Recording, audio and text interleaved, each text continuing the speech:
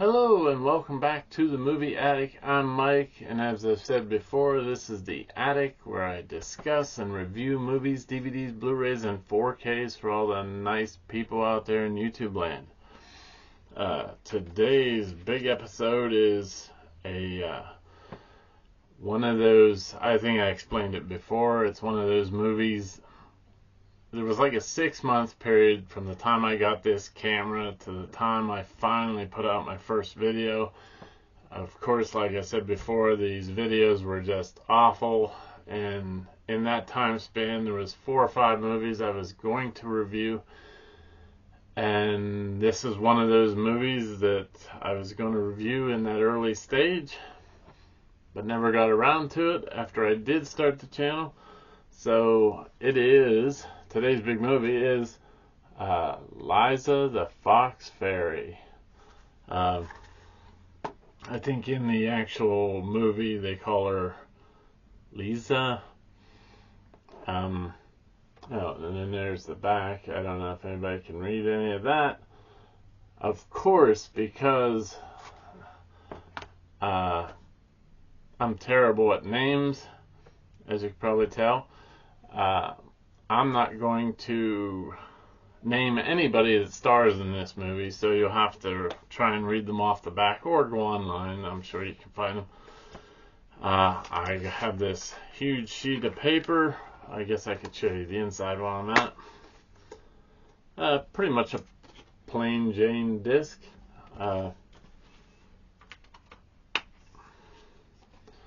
There is inside artwork. It's a Blu-ray, as you could probably tell by the disc. Let's see what we got here. It's from 2015. It's 98 minutes long.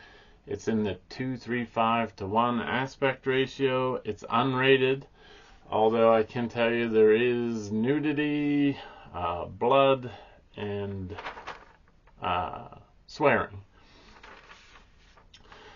The language is in Hungarian/Japanese, 5.1 surround sound or 2.0 stereo. Has English subtitles. It's put out by Cauldron films. Of course, it's in color. It's region A, B, and C, which means it should play anywhere. And that should be about it. It's listed under comedy/fantasy. As you can tell from the title, The Fox-Fairy, this is kind of a Japanese folklore type thing. It's also it's a comedy in a sense, but it's kind of dark, subtle humor. One of the reviews I read on Amazon, I think the person compared it to a Wes Anderson film, which his films have that subtle humor, but the aesthetic of the film I don't think matches his style, so I wouldn't get it based on, that it was anything like Wes Anderson or anything. The story basically is of Liza or Liza. She's one of those live-in nurses. She's taking care of this woman. This woman, I don't know if she taught her Japanese, but she's learning Japanese because her idol is this guy right here. I don't know if you can see him much. He is a dead Japanese pop star. I guess sounds like from the 50s. Named Tommy Tanny. So she's a hopeless romantic, and she's reading this book, and I think it's just the one book, but this woman in the book meets her love of her life in I don't know what the place is called, MEKK burger or something. It's like a McDonald's, And there's little toys that come with some of the food stuff, almost like McDonald's. So she has, she's looking for somebody, a mate. And she has worked for this woman for 12 years. She's just turning 30. So she started, when she was 18, working for this lady. After this lady, and I don't want to spoil anything, but the lady she's taking care of dies. So, and she's the only one, by the way, I think I forgot to mention this as well. She's the only one that can see this pop star. So she's dancing around with him and, acting all goofy. But nobody else can see him but her. So after the woman she's taking care of dies, that woman's family comes in and kind of accuses her of killing her and stuff. In the meantime, they're kind of greedy people that are, hogging everything after she's dead. So Liza puts an ad in, some kind of ad for, finding people, and starts dating all these people. In the meantime, all these people she starts dating end up dying. Spoiler alert, I guess. So all these deaths are very suspicious, and the Japanese pop singer, apparently he's in love with Liza.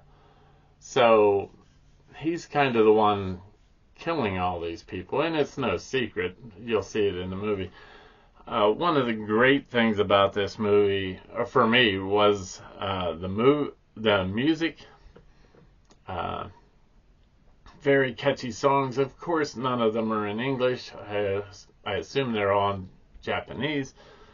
And you can actually go on YouTube and find these songs and the videos and stuff, and see if you like the music. First off, I'd watch the trailer, of course, because if you've ever seen this channel, and I don't know why you would, these descriptions of the movie that I doll out here, maybe a 5-year-old could probably explain the movie a little better. So anyway, she's introduced to this concept that she might be a fox-fairy, which the fox-fairy, all the people that try to suit her or, find her attractive end up dying. So she thinks she's cursed. And so the police end up sending this guy to keep an eye on her as like surveillance. And he is Sergeant Zoltan. So all kinds of... So he actually, since this is a big apartment, he ends up renting a room from Liza. And of course he can keep a good eye on her from there. There's a lot of broken things in this house, so he starts fixing all these things. Well, in the meantime, because of this Japanese pop singer who doesn't want anybody close to her, all these accidents keep happening to him, and some of them are kind of funny. And so at the end, all this stuff is revealed about the pop star, and that he's in love with her and wants her to be with him forever. And there's, the endings. I don't want to spoil the ending. But it was a satisfying ending for me, anyway. And my wife liked it too. It's a romantic movie, and there's like a love triangle, I guess, where in this case, since there's so many suitors coming around, it's almost like a love octagon or something. But really, there's only 3 main love interests in the movie, and it's that Sergeant Zoltan, the Japanese pop star, dead Japanese pop star, and Liza, of course. So like I said, it ended on a what I would consider a good ending. So I guess I might have to rate the movie. Uh, like I said, me and the wife loved it. This is probably the third or fourth time we've watched it. And we love, well, how I found this movie was, of course, it popped up in my recommended on Amazon. I checked out a trailer. Of course, like I said, I read that review that somebody said it was like Wes Anderson. And we used to have anime nights, and usually anything with a fox in it, we were, all in on it. So as soon as I saw Fox-Fairy, I knew I was buying the movie no matter what. So I know that's a terrible way to buy movies or get movies.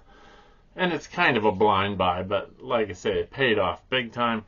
So, to rate this movie, since there's two people involved, me and my wife, and we both loved it, I'm going to give it a 10 out of 10 rolls of pink insulation. Like I said, very enjoyable. I liked it. We're no strangers to foreign films, so subtitles are no problem for us. Obviously, if you don't like subtitles, this probably ain't for you. Or if you're squeamish about blood or nudity or foul language, of course, same deal. So I guess that'll do it for me. I think I did read, though, somewhere when I was looking up information for this stuff, that Rotten Tomatoes did give it 100%, which that doesn't necessarily mean anything to me. But I definitely wouldn't go by this video whether you're deciding to watch or buy it, for obvious reasons. So, until next time when I have a completely different movie in the attic, thanks so much for watching, and I'll see you next time. Bye.